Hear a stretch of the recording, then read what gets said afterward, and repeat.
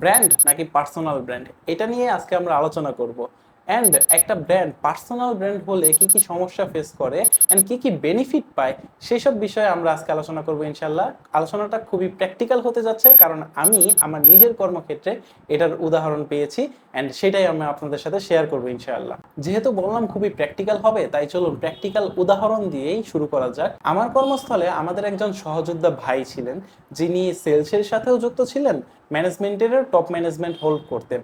তো দেখা গিয়েছে আমাদের প্রোডাক্টগুলা একটু মানে কস্টলি হয়ে থাকে সাধারণত।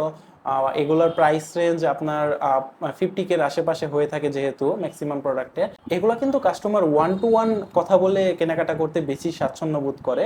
সো আমাদের চাইতে না চাইতেও টপ ম্যানেজমেন্টের এই সেলসে যুক্ত থাকতে হয়। তো সেলসে থাকার কারণে যেটা হয়েছে, ওই ভাই কাস্টমারের সাথে এমন ডিপ রিলেশন ক্রিয়েট করেছেন যে কাস্টমার এখন ওনাকে ছাড়া কোম্পানির অন্য কোনো এমপ্লয়ির সাথে কথা বলতে চান না, কথা বলতে কমফোর্ট ফিল করে না। আমাদের এখানে একটাই সমস্যা হয়েছে, একজন কাস্টমার তার প্রিন্টারের জন্য ধরেন একটা কালি নেবে, তো কাস্টমারের সাথে ইদানিং আমাদের যেটা হয়, যেহেতু ওই ভাই নেই, আমরা কলসগুলা বা কোয়েরিগুলা পিক করি। তখন দেখা যায় যে আমরা যখন কলটা ধরি, হ্যালো অমুক ভাই, আমরা বলি যে জি বলুন কি বিষয়ে সহযোগিতা করতে পারি। আচ্ছা আপনি কি অমুক ভাই, আপনার তো কথা বল শুনে মনে হচ্ছে না।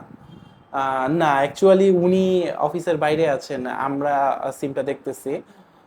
ধুর মিয়া, আপনি বলবেন না ওই ভাই নাই, আমি ওই ভাইয়ের সাথেই কথা বলবো, ওই ভাইয়ের নাম্বার দেন, ওই ভাইয়ের personal number then.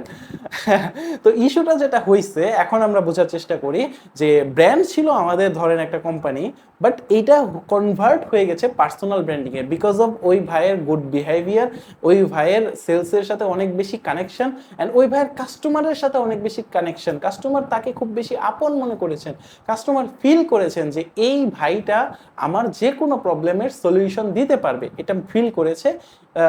That's why আমাদের যে ব্র্যান্ডটা সেইটা কনভার্ট হয়ে তার পার্সোনাল ব্র্যান্ডিং হয়ে গেছে এখানে। তো এই ক্ষেত্রে যেটা হয়, এই ক্ষেত্রে কোম্পানি অনেক বেশি সেলস পেয়েছে ভাই থাকাকালীন সময়ে, অ্যান্ড ইভেনচুয়ালি এখনো আমরা ভালো সেলস পাচ্ছি ওই নাম্বারটার থ্রোতে, ওই ভিডিওগুলার থ্রোতে।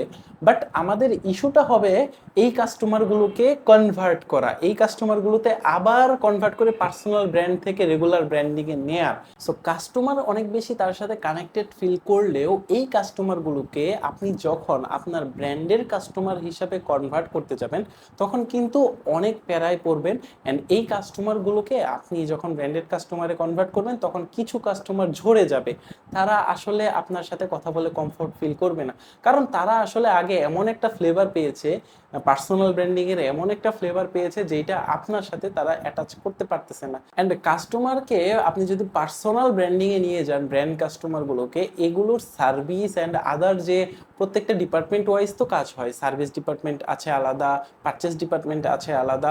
মানে কাস্টমার আপনার কাছ থেকে হয়তো প্রোডাক্টটা কিনছে, বাট সার্ভিস কিন্তু পাবে হচ্ছে একটা থার্ড পার্টি চ্যানেলের মাধ্যমে। এই কাস্টমারগুলোকে যখন আপনি সার্ভিসে কনভার্ট করবেন, সেই প্যারাটাও কিন্তু আপনার উপরে আসবে। কাস্টমার বারবার চাইবে আপনি এই পার্টগুলোও হ্যান্ডেল করেন তার হয়ে, কারণ আপনার সাথে ওই যে পার্সোনাল একটা পার্সোনালাইজ টাচ হয়ে গেছে কাস্টমারের। সো আমরা ব্র্যান্ডিং এর ক্ষেত্রে brand customer and personal customer এই দুইটার ক্ষেত্রে একটা ব্যারিয়ার রাখার কথা সবসময়ই বলি। আমাদের সবসময়ই চেষ্টা করা উচিত যে পার্সোনাল কাস্টমার না করে ব্র্যান্ড কাস্টমার ক্রিয়েট করা। অ্যান্ড কাস্টমার পার্সোনাল কাস্টমার হতে পারে আমার পার্সোনাল সার্ভিসের ক্ষেত্রে।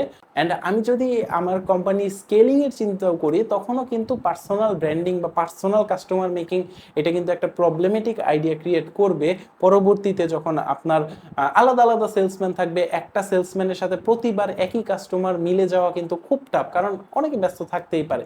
তখন কিন্তু সে ওইভাবে তার সাথে স্বাচ্ছন্দ্য বোধ করবে না কাস্টমার, অ্যান্ড এইটা আপনার ব্র্যান্ড ইমেজে ইফেক্ট ফেলতে পারে।